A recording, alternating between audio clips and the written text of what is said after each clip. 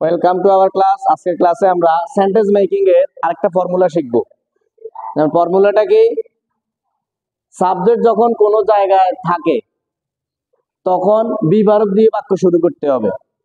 Subject যেরকম কি আমরা, তুমি, সে, তারা, এরকম সাবজেক্ট গুলো যখন কোনো জায়গা থাকবে বুঝাবে তখন বি ভার্ব দ্বারা কি শুরু করতে হবে। স্ট্রাকচারটা কিরকম? গঠন সাবজেক্ট বি ভার্ব প্লাস প্লেসটা বুঝবে, ওই জায়গাটা কোন জায়গায় আছে এরকম।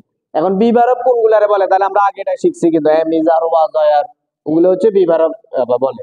তাহলে এখন দেখো আমি সেন্টেন্স লিখছি এইভাবে, যেমন সাবজেক্ট আমি, আই এম ইন ঢাকা, আমি ঢাকায় আছি। তারপরে দে আর এট অফিস, তারা অফিসে আছে। এরকম যদি আমি বলি আমরা স্কুলে আছি, তাহলে কি বলবো? হ্যাঁ, উই আর এট স্কুল, আমরা স্কুলে আছি। এরকম আমরা বাড়িতে আছি,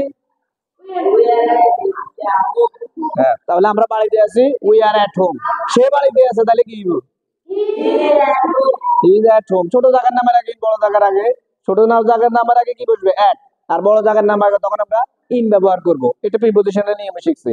তাহলে এরকম সে বাড়িতে আছে, তারা বাড়িতে আছে, সে বাজারে আছে, তুমি বাজারে আছো। এরকম অসংখ্য সেন্টেন্স আমরা কিন্তু তৈরি করতে পারি এই একটা ফর্মুলা দিয়ে। কোন জায়গায় আছে বুঝাইলে তাহলে স্ট্রাকচারটা কি? সাবজেক্ট বি ভার্ব, এরপরে প্লেসটা বসবে।